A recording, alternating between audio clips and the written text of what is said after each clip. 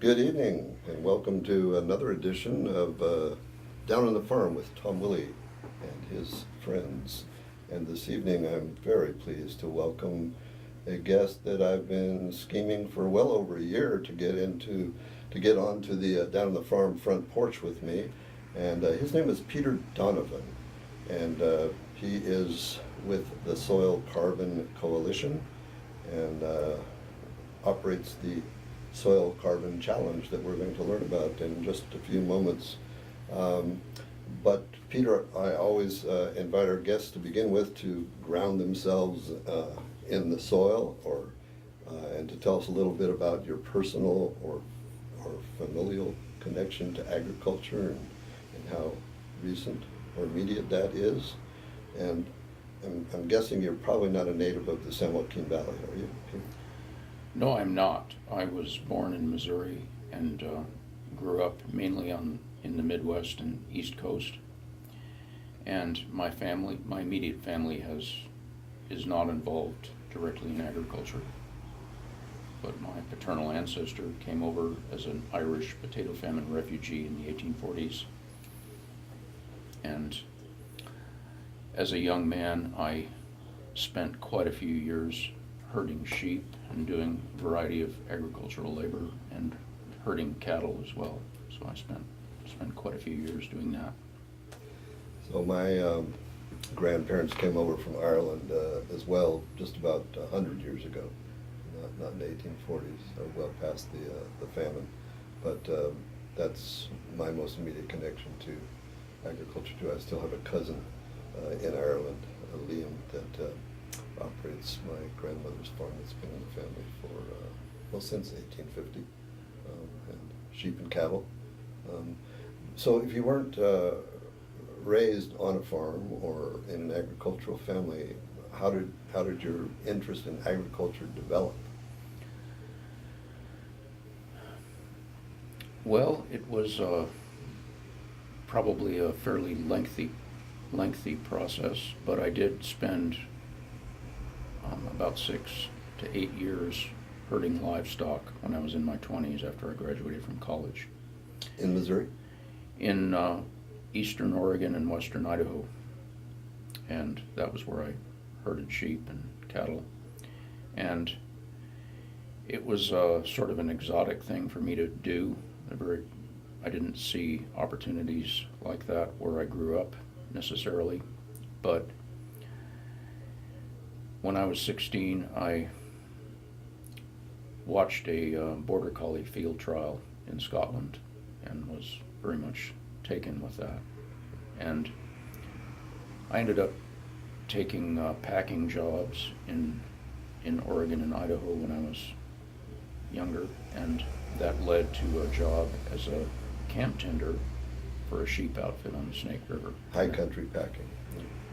Well, it was actually low country too. Oh, I see. Yeah, in the canyons where there are no roads. Well, in my work with you yesterday, we were out on the Alan Sano farm in Firebaugh, looking at soils and watching you do your work with soil sampling and all. You have a tremendous grasp of the science around of soil and soil carbon issues. I would assume you have a pretty strong educational background in science, or how did you acquire your knowledge of science? Mostly by myself, self-taught. I don't have any kind of academic background in science. I encountered Alan Savory, the founder of Holistic Management and movement there in the early 1990s. And that really meshed with a lot of my experience. And partly through him, I became very interested in the carbon cycle. And that is what I'm self-taught in. There are very few curricula in the carbon cycle because it encompasses almost every sub-discipline and discipline of science. It's kind of what life's all about on this planet, isn't it? It's the circle of life. Yes. And it involves geology and astronomy and physics and chemistry and psychology and sociology and economics and everything. It crosses almost all of those. And as I call it on our website, it's the most powerful and creative planetary force. That's the carbon cycle, the circle of life. Well, the carbon's kind of got a bad rap these days. It's associated with our uncertainty about climate change right now, which seems to be ramping up. And so I think it's important that people don't think of carbon as a bad actor, but I don't believe that most people have much understanding of the carbon cycle or the fact that we are made of carbon and that everything on planet Earth is based on a carbon life system, and that, you could say carbon, it's what's for dinner. Maybe you could help us appreciate the profundity of the value of carbon on this planet before we get, buried in the soil here. Well, the carbon cycle is the circle of life, and this was understood fairly early on by a few scientists such as Lavoisier, Priestley, so forth. But our typical method or way of looking at these things, I think, is to take a cycle and to divide it into perhaps two or more separate problems. Take an opportunity and divide it into a couple of problems. And this is, and call them good and bad. So we tended to... White hat, black hat kind of thing, huh? Right. There's some tendency in us that makes us want to do that. Yes. And so we want to be able to think of carbon as good or bad. But in fact, it's a cycle. And it moves. And it's the basic structural chemical component of all life. At least on this planet. It probably could be otherwise on some other planet, right? We don't know yet because we haven't found life on another planet yet. I'll leave that for future episodes. But our understanding of the carbon cycle is sometimes mistaken or shallow. And for example, there was a University of Michigan survey done in 2010 where it asked college students all across the United States, where does the principal dry weight of plants come from? And the potential answers were from the air or from the soil. And most of the students, about 65%, as I recall, chose from the soil. Mm-hmm. And these were university students? These were college students who'd been drilled probably in elementary and junior high on the Krebs cycle and the various chemical... Taken biology courses, of course. Taken Mm-hmm. the chemical cycles of photosynthesis, right. But they didn't understand the big picture, which is that carbon moves from the atmosphere through plants into soils, back out into the atmosphere. And as the French chemists in the 1840s who did a lot of popular lectures on this, they understood that it wasn't from dust to dust, it was from air to air. All living things are the offspring of the air, and they return to the air. So actually the Earth's atmosphere is made up of a very small percentage of carbon, actually, isn't it? Just a very slight trace gas. Maybe 1 to 2%, maybe, or no, for about 400 parts per million, which is much less than 1%.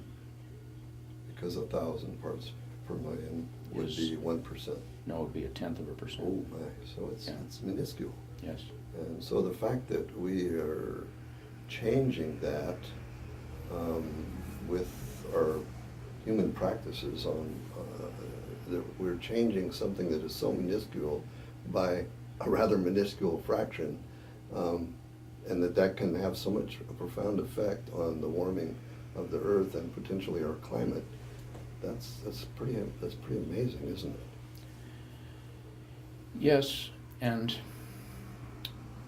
carbon Carbon is definitely a greenhouse gas, which of course is not a very good term because that's not actually how greenhouses work.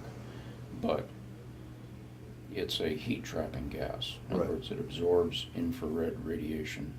And yet you're the first person I've ever seen point out the fact that the biggest heat trapping aspect of the atmosphere is the water vapor.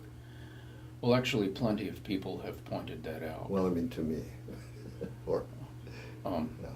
It's old knowledge, if you will. In fact, in 1859, John Tyndall, the Irish physicist who was working in London, it was his work on understanding the heat trapping effect of various gases, including what he called aqueous vapor, what we call water vapor. Mhm. He realized that without that aqueous vapor envelope around Earth, the climate of England would be frozen solid in midsummer, and the Earth would pour the energy that it received from the sun every day unrequited into space. Beautiful phrase. But what the so-called greenhouse gases do is they return a portion of that radiant heat back to the Earth. Mhm. Yes, reflected back. So I think another fact that people might be fascinated with, and I certainly was a few years ago when I learned it, was that there's twice as much carbon in Earth's soils as there is in Earth's atmosphere. Probably At least twice as much. Probably at least, yes. And the energy of water cycling is vastly greater than that of carbon cycling. As we can see with the kind of storms that we've been experiencing here in California this last winter, yeah. Carbon cycling intercepts only a pinhole's worth of the solar energy that reaches Earth. About a third of it goes into water cycling, goes into evaporating water. And about a third of the energy that reaches Earth's surface from the sun goes into evaporating water. Probably a good deal less than 1% goes into photosynthesis. Well, but yes. that photosynthesis and the biomass that it creates, the complexity that it creates on land, it governs the water cycle because soils moderated by carbon cycling are able to absorb and retain so much water and mitigate flooding and drought. Without photosynthesis, our water cycle would wash everything into the sea. Without the buffering effect of soils, of biomass, we would not have the basis for civilization that we have. So that's where we're getting to maybe begin to approach the concept of soil as a living system. Soil is basically, well, it's the basis of life on dry land, of course, but it's also the repository of all living bodies. Eventually, we are buried in the soil. All plants live and die and return to the soil. So the fact that soil has this carbon content that defines the sponginess of soil and the ability of soil to hold water and to play this role in the living cycle of life on the planet. So what you're saying is if we weren't cycling this carbon through the soil, its ability to hold water would be almost inconsequential. So this is why you've chosen to focus practically your whole working life, at least for the last 10, 15 years, on the issue of soil carbon. Mm-hmm. Yes, and I will say that our bodies, are, when we decay or when we're cremated, they go up into the atmosphere primarily. There's only a small percentage of us that becomes ash, if you will, or things like potassium, calcium, phosphorus, that can be buried, if you will, and remain in the soil. But remember, well, we're almost all water too, really. Yes. What, 98% water or something? Yes. Almost all living things are So there's no life without water either. Right. But it's not so much dust to dust in the soil, but it's more air to air. But we do, the carbon cycle does interact with the soil in a tremendous way. We sometimes think of soils as an inert floor or dance floor for the main activities above the soil, but in fact soils are a tremendous site of transfer of matter and energy. Enormous flows of matter and energy go through soil. Let me just remind our audience that they're listening to Down on the Farm with Tom Willey, where I'm visiting on the front porch with Peter Donovan of the Soil Carbon Coalition. And we're trying to get our heads around the role of carbon in life on planet Earth and in the soil. So would it be accurate to say that soil is just a resting place for carbon, or it's kind of a way station for carbon? It's not designed to stay there forever. It's designed to cycle back. Well, it does into move. The atmosphere. I'm not sure about the design, but right. I'll leave that for Getting others. into philosophy or religion there, I'm sorry. But the carbon is soil carbon, for example. I often define it as the living, the dead, and the very dead. It's the structural components, the carbon skeletons of all of that. And all 5 kingdoms of life, or all 3 kingdoms, depending on how you want to put that, exude slimes, cements, and glues. Sticky, long chain compounds that have a lot of carbon in them.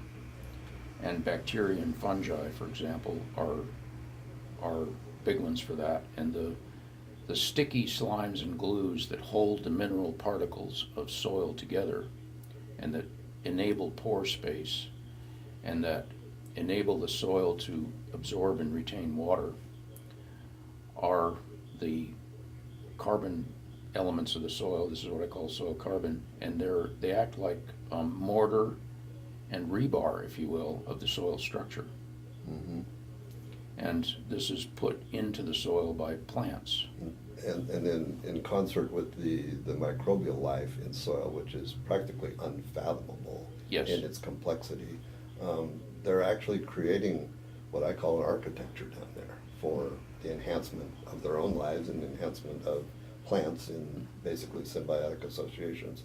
But let's back up a little bit for a minute to photosynthesis again. And that's another thing that took me to many years to understand well. But basically plants are combining carbon dioxide from the atmosphere, water from the soil, and sunlight to create this biochemical miracle that we call photosynthesis. And the basic product of that photosynthesis is carbohydrate or sugar, right? And so these sticky glues and goodies that you're talking about, which they use to build the urban architecture of the soil underground, those are products of photosynthesis. And we have also, I think, fairly recently learned that plants, they manufacture these sugars through photosynthesis. They use it to create their own bodies or structures, but also they're exuding, in many cases, as much as 30 to 40% of those sugars from photosynthesis into the soil environment. And on first hand, you would say, well, how stupid is that? Why are they wasting all of this precious product of photosynthesis by pumping it into the soil? Why are they doing it? Is that a gross inefficiency? Well, it seems the results seem to be that the plants are supporting an enormous diversity of underground microbes, including mycorrhizal fungi and bacteria and all these things that we don't have names for. And that's the food web that feeds the soil, as it were. But what's the value of the plants supporting that system? Or giving away, it's like giving your paycheck to somebody else at the end of the week. I mean, what's the importance of that for the plant? Well, it seems that several people's research has seemed to show that the plants trade carbon to mycorrhizal fungi in exchange for water and phosphorus. They trade sugars, energy, to these fungi that cannot photosynthesize on their own. But these organisms were, discovered in the 1870s and thought to be a pathogen. That was the way of thinking at that time, that any fungi that's involved with plant roots must be a pathogen. But it was a fellow named Frank in Germany who understood the symbiotic relationship of the mycorrhizal fungi and the plant.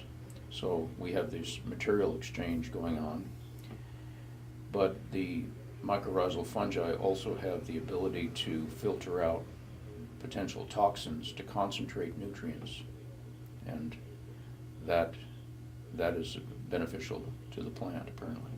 Well, now that we also have the tools, also very recently developed, to basically read the DNA of the living organisms in soil, it's pretty well been determined that there's at least 35,000 different species of bacteria that are present in a soil sample. So what's the interaction between plants and all of those species of bacteria as well? Do they provide services for plants, and is that why plants might be feeding them or selectively feeding certain species in that community, in that bacterial community? Yeah,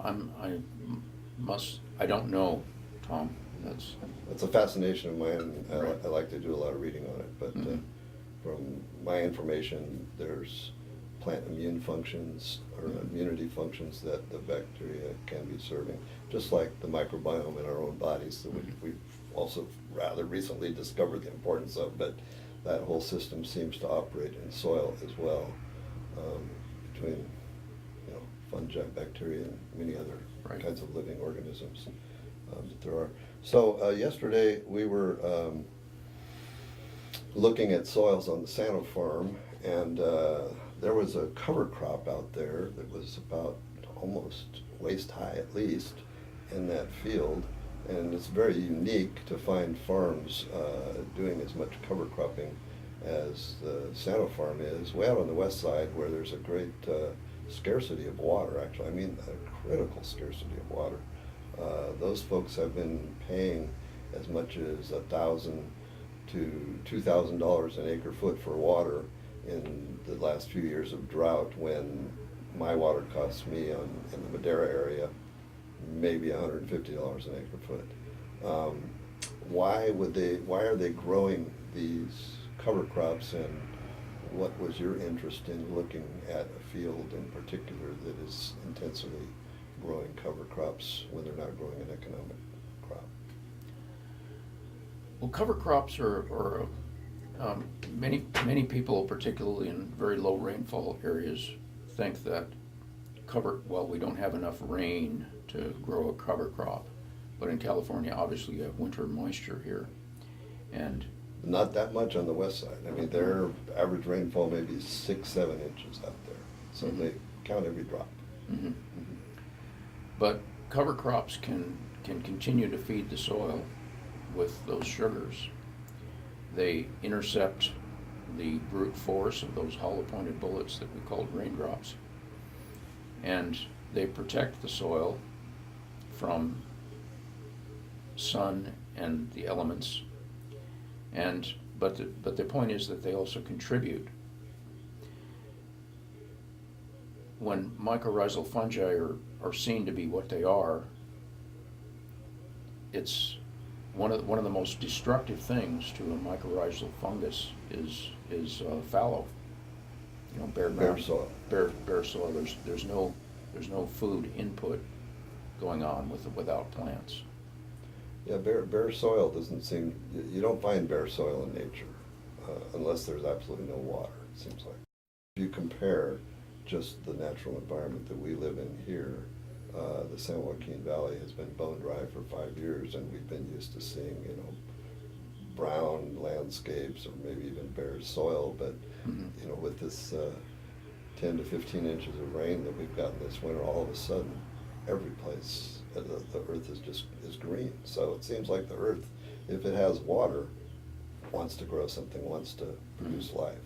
So in agriculture, we often leave our soils in a bare condition because of it's the convenience of establishing a crop maybe a few months later. But what you're saying is that rainfall is actually can be very destructive on a bare soil. Is that is that correct? Yes, and raw sunlight, especially in the hotter months, can be obviously. So how is rainfall destructive to soil, to a bare soil?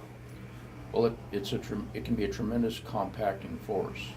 You know, the raindrops explode with tremendous force on bare soil, and they can physically break apart soil aggregates.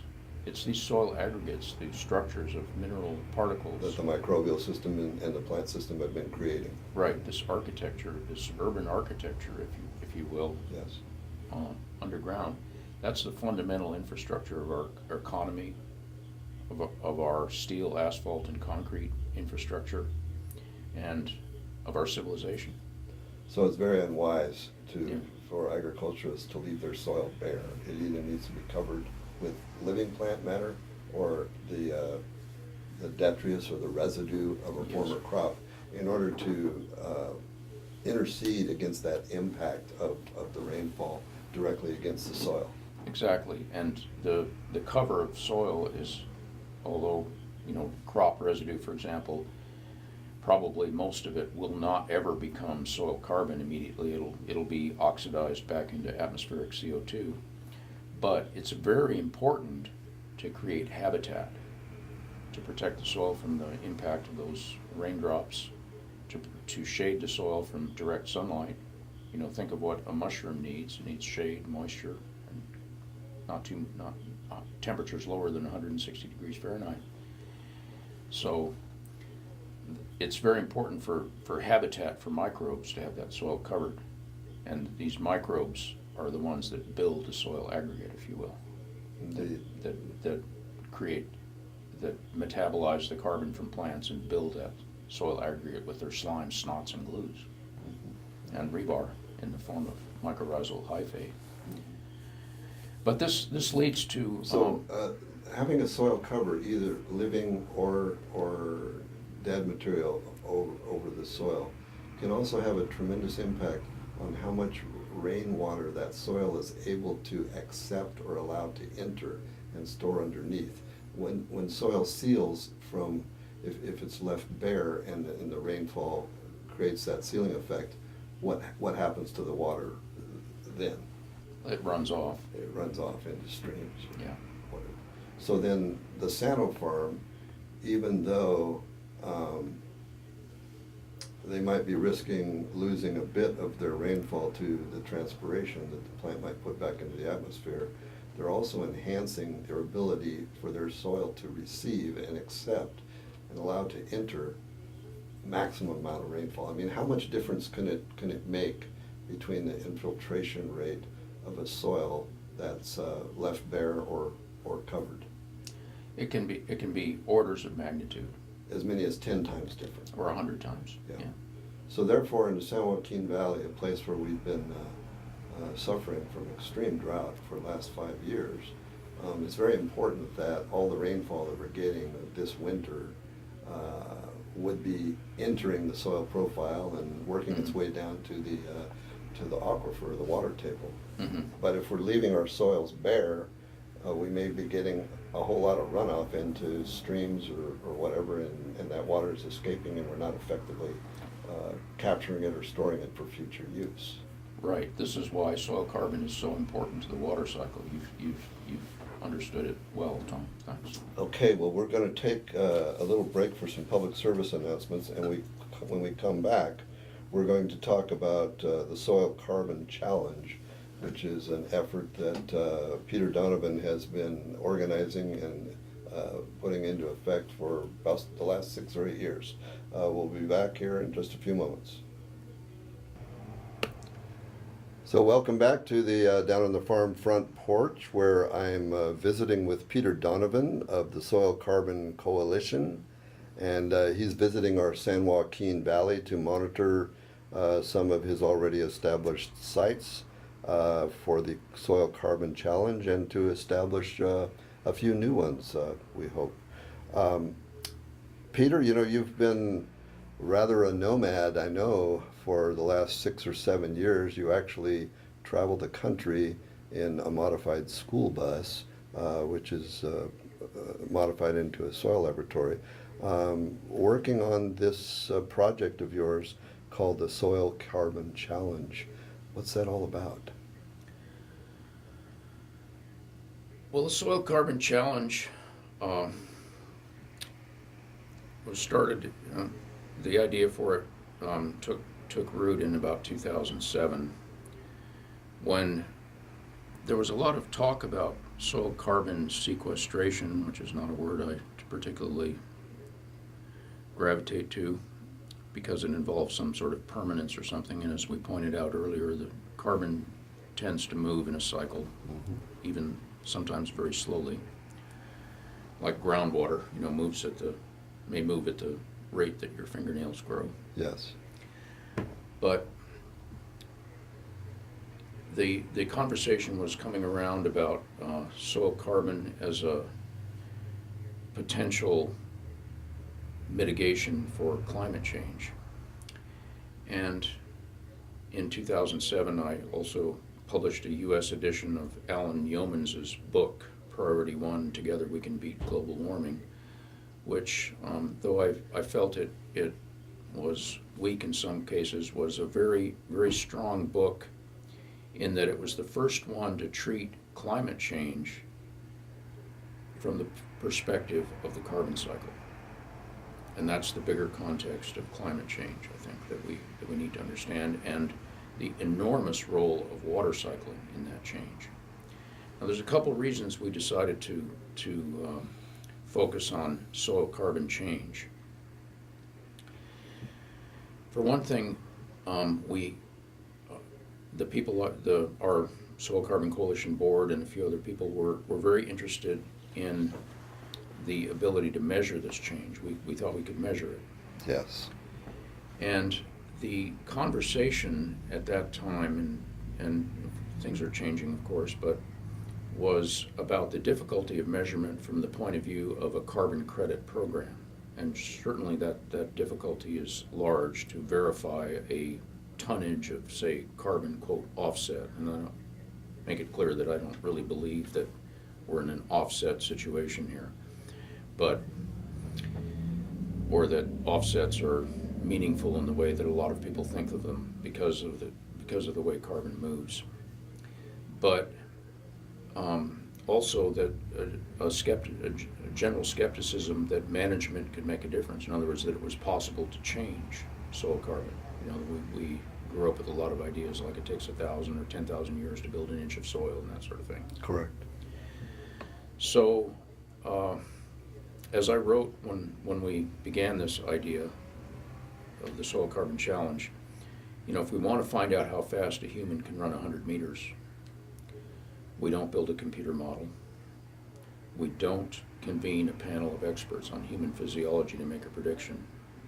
We don't do a literature search.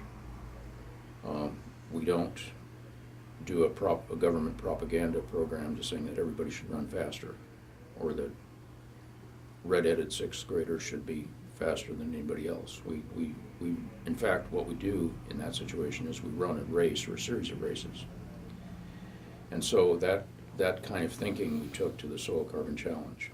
And so I made a rather extensive study of measuring soil carbon change over time. As you remember, I'm not a scientist. I don't have a background in this, but I focused on people who were measuring change over time and found what I thought were some fairly good methods and practiced those. And so to date, we have about 300 or a little more than 300 baseline soil carbon plots in North America that we think are repeatable. And so far I've measured resampled about 40 or 50 of them. But it's a slow process. We're not looking for immediate change in a year or two, or even 3 in some cases, but we have measured some very significant changes in as little as 3 years. However, if there's a great deal of potential in keeping more carbon for longer periods of time in soil. Um, because of the climate issues, there's a great urgency in that. So can we afford to wait for 20 or 25 years to look at these baseline measurements and how they change over time? Do we have to kind of poke ahead a little bit blind and reward people for doing what we believe to be proper measures, like growing cover crops, like not tilling, like adding compost to soils? Would it be appropriate to use public funds to either encourage or reward people for doing those things, hoping or assuming that that's going to give the kind of result we're looking for over a long period of time? I think that's a good assumption, but I would also recommend monitoring. I totally recommend monitoring, and argue with people all the time about modeling, and we have to be able to determine the result of our activities unequivocally. But that's why is it so difficult to measure soil carbon and to measure its change over time? Why is that so difficult? Well, I don't think it is very difficult at a point, on a point basis. For example, at a single small location. There's a lot of potential challenges to that, though. But before I get into that, I want to say that one of the reasons we measure soil carbon is that it's intrinsically a little bit easier than measuring water. And water is the number one factor on Earth's heat balance, as we mentioned before. And carbon, while it's very significant, and water is in many ways a feedback to carbon dioxide in the atmosphere, but it has some rather complex and somewhat still mysterious effects on local as well as global climate and water cycle function. But carbon doesn't change from a solid, liquid, and gas every day as often water does. Yes. And soil water, for example, is subject to pressure considerations. It's not an easy one-time measurement, whereas soil carbon, with elemental analysis, a common laboratory thing, if you're sampling right, you can measure carbon relatively precisely at a given point in time and space. Yeah, but both of those features of soil are transient, and water is even more transient than Right. carbon, because I can have my field, or I can irrigate it, or I can get a rainfall, and it can be at what's called field capacity, which is basically the maximum amount of water it can store with still holding some oxygen and airspace. And if it's in the summer or the warm part of the season, well, if I didn't irrigate it again, within 2 weeks it would be at what's called permanent wilting capacity, which means the plants are dying. Well, that's in a 2-week period. Now, carbon is also transitory, and I think it's more transitory than a lot of people like to pretend it is, because I can put compost in my soil. In fact, I've demonstrated to you, we have been adding 15 tons of compost to our soil per year for 20 years, and I've shown you these graphs that we have done. And our soil started out at 2% soil organic matter, and it wound up at 2% soil organic matter 20 years later. And yet I was adding equivalent of 0.25% per year in compost, and if that had all stayed in there, I would have raised my organic matter to 7%. Well, it didn't happen because we're doing tillage, we're mineralizing all of that compost, provide the nutrition for the crops that I grow. I don't even know if it's appropriate to just even measure the same spot in soil on a yearly basis and say that we know what's going on with carbon. I suspect the carbon that's introduced to soil even 3 months later could be quite different and then come to another point within a year. How often do you think we would have to actually sample to get a real handle on the carbon issue? Would once a year be appropriate? Would adequate? Well, I think it depends in part on your purpose. You know, what are you hoping to demonstrate or show and the Soil Carbon Challenge is aimed not at, you know, payment for ecosystem services necessarily or some kind of carbon credit system. We're a little too hung up on that, maybe we are, huh? But what's possible? And, you know, we've been mainly measuring total carbon with an elemental analyzer, but there are many forms of carbon. You know, what's your purpose? Our purpose so far has been aimed at asking what is possible, because that really motivates us. We don't make our decisions based on data or numerical stuff for the most part. We make our decisions based on arousal around what we think is possible, and that's an intuitive, emotional, almost a physical sense. If we sense that something is possible, we have the capacity to. All right, well then let's talk about the poster boy for this whole thing, which a person which you feature or encourage people to look at his example and website on your website, named Gabe Brown in North Dakota. What has he accomplished over the same 20-year period that I was working on it and didn't accomplish too much? What has he accomplished and how has he done it, and is he one of the leading examples of what we might be able to do? Well, he is, but remember, he's in a different place. Exactly, a different climate. But, different climate, but I think the principles apply. And as he says in many of his presentations, the principles are not totally place specific, and those are a lot of this what the NRCS now calls the Soil Health National Resource Conservation Service, which we used to call the Soil Conservation Service. Yeah. And before that, it was the Soil Erosion Service. Yes. Yeah. But these 5 principles are minimize tillage, soil cover, you know, of residue of living plants or dead plant residue. Diversity, and living roots in the ground for as long as possible. And last but not least, integrate livestock. And as Albert Howard said many years ago, nature does not try to farm without animals. But these 5 principles I think are very good, but they're almost opposite for what much of our agriculture has been doing. Which is specializing in?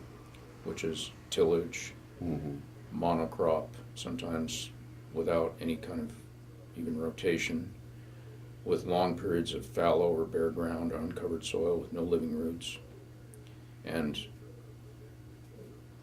the divorcing of animals and plant systems. Right, even with 8-foot high woven wire fences. Non-interacting agriculture. Right. Right, where we treat manure as a toxic waste. Right. And deny the soil that influence. So we can take an opportunity and divide it into 2 separate problems, 2 separate and competing problems, if you will. So how has Gabe Brown transformed his farming system, which I think he farms a couple thousand acres actually, doesn't he? How has he transformed his system in relation to those 5 principles? Because there's probably a lot of people trying to apply those 5 principles, but he seems to be unique in the success that he has found. Well, he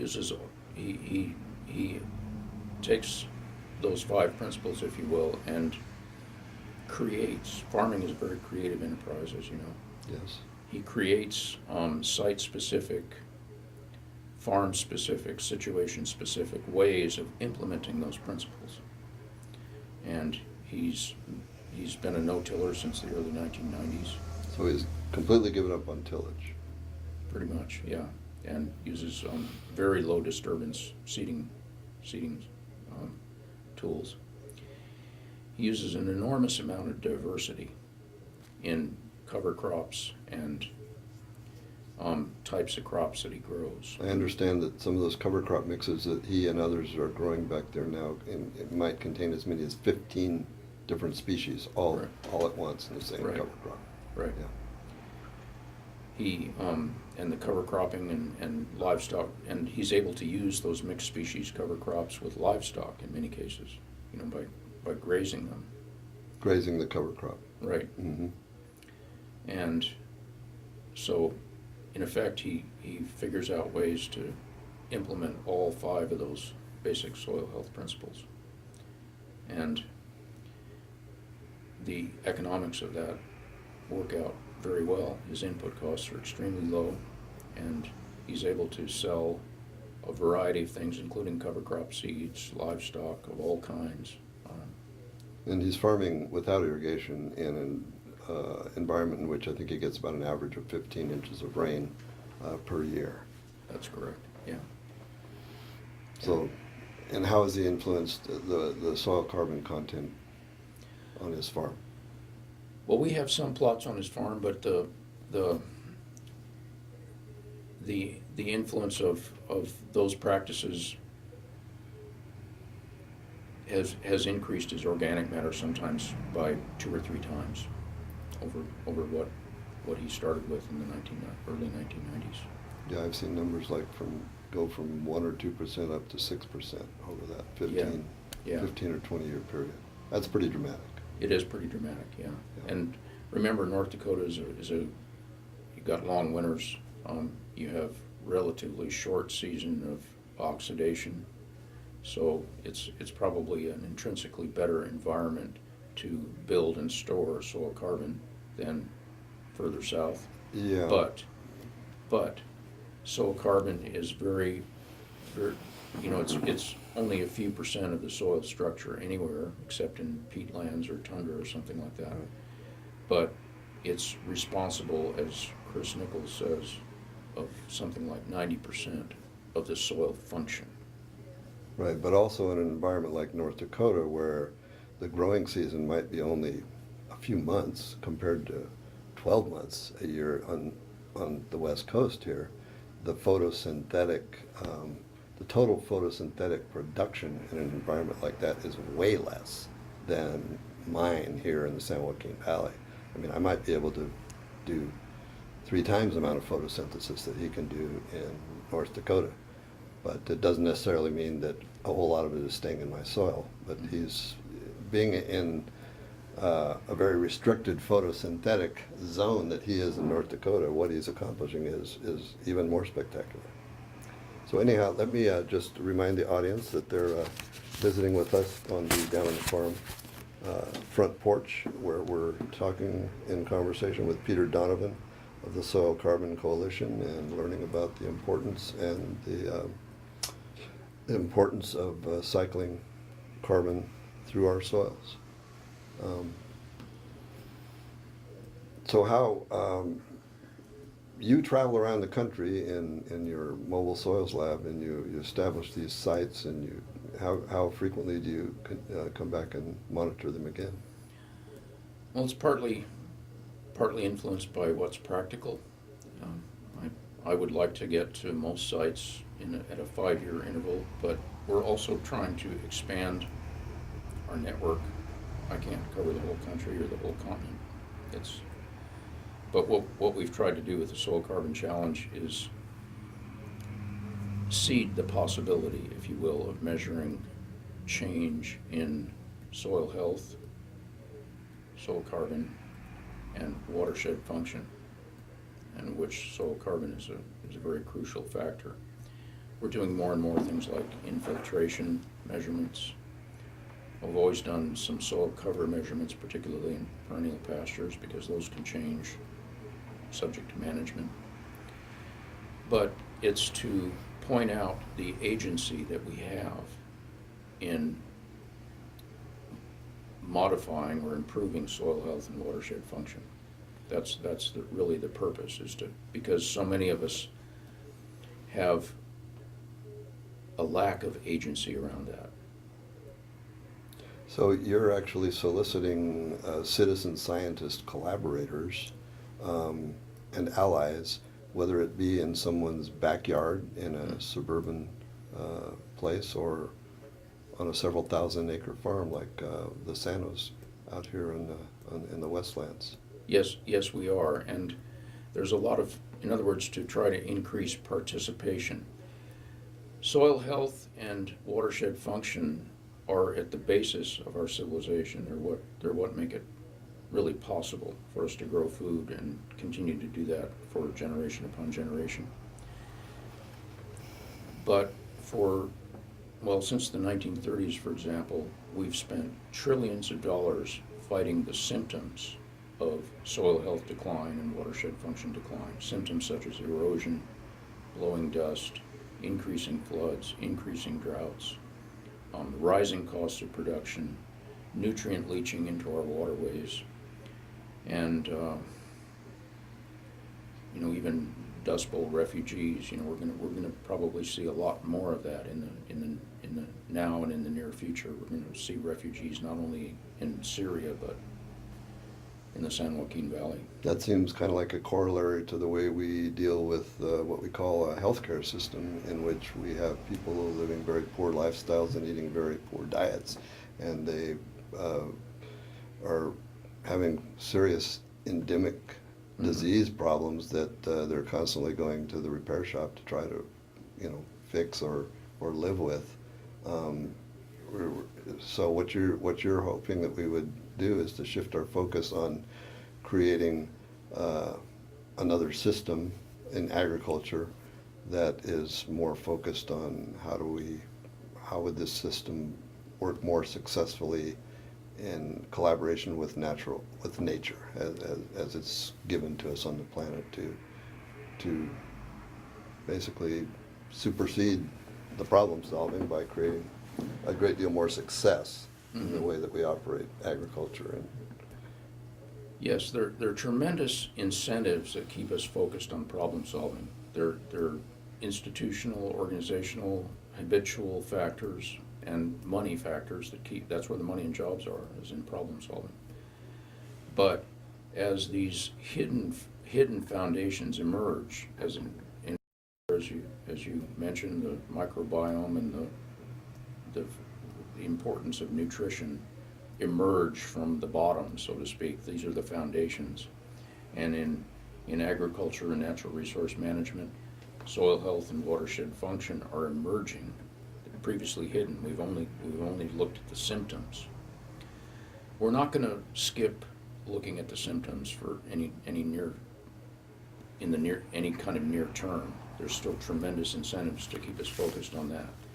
But these other things are emerging, and we think there's a lot of potential and possibility to widen participation in, say, organizing a region or an area's assets, for example, a conservation district, around a shared intelligence on what's happening with these foundations, such as soil health and watershed function. And that's what our efforts are about now, is to increase that network, increase that participation, because it is possible.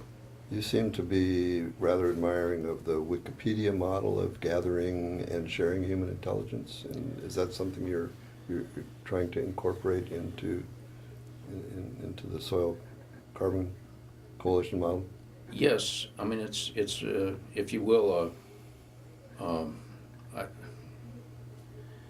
a combination of Wikipedia, Facebook, and Google Earth.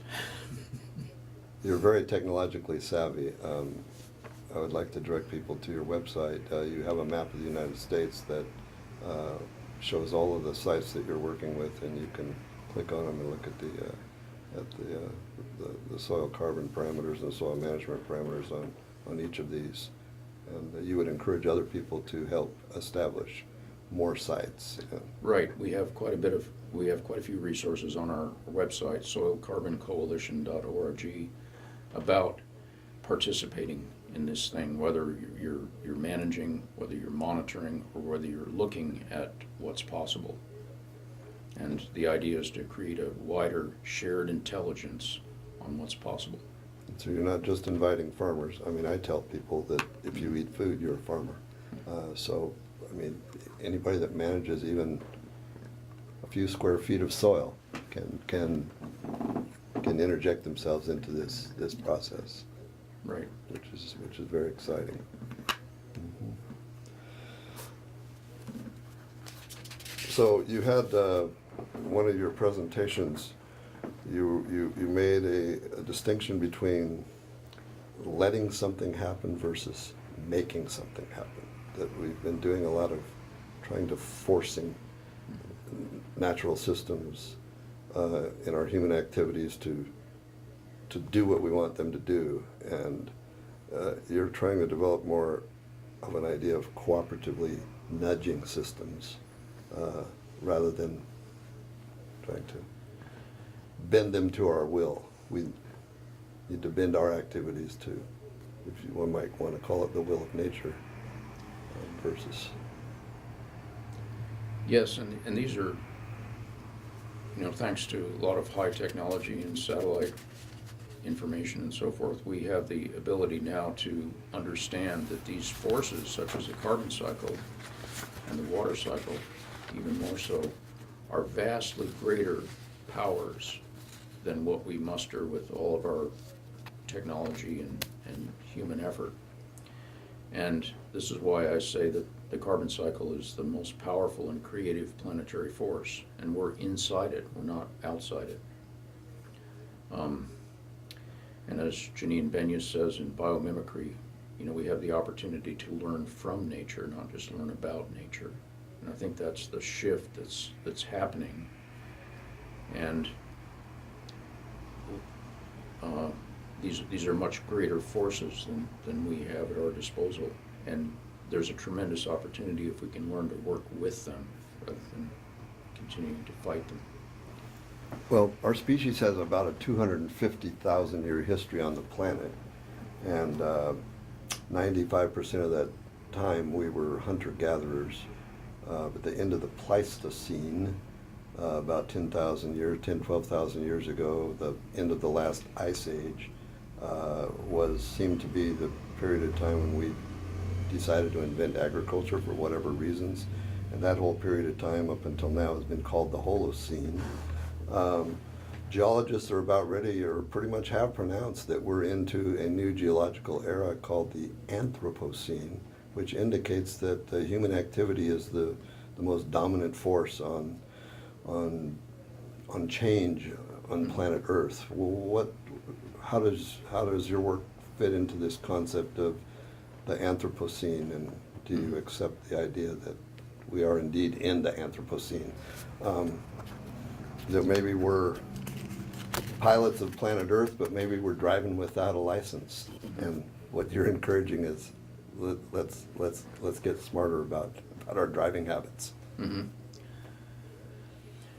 Yeah, the idea of the Anthropocene was probably first floated in the 1870s. It's not a new idea, by an Italian geologist called Antonio Stoppani. He coined the term anthropogenic. He was a geologist. But and it's been Vernadsky in the 1920s, the Russian geochemist who wrote Biosphere, he understood that life was the most powerful geologic force, and that humans definitely had a big role to play in the exchange of matter and energy and what was going on. But yes, I think we're at a potential opportunity here if we can learn to work with these large forces. Obviously, we have changed them, but let's learn to work with them, learn from nature, and I think that's a huge evolutionary, if you will, point. Stuart Brand introduced the famous Whole Earth catalog in 1968 with this quote, which I believe is from him, but he attributes the concept to someone before him. But he stated, "We are as gods, and might as well get good at it." So I think that approach kind of encompasses the work that you are doing with teaching people the appreciation and the proper management of soil and the cycling of carbon in that process. Yes, and I think one of the tremendously important things with that is that we need feedback systems. We need learning systems. We're intrinsically not very good at learning new things without feedback, particularly when that feedback is at a delay. When you're learning to drive, you have an almost instant feedback, even if you're only going 5 or 10 miles an hour, between turning the steering wheel and the vehicle correcting its course. Whereas with large complex systems, Buckminster Fuller's trim tab idea, where you have to turn a big freighter, you need a trim tab even to move the rudder. So we have longer delays between action and result. So we're all responsible to help turn the rudder on this ship and to pilot our spaceship Earth in a much better and appropriate way than we have been until recently. So I thank you so much, Peter, and for coming in to the Down on the Farm porch this evening and having this conversation. I hope everyone has enjoyed it.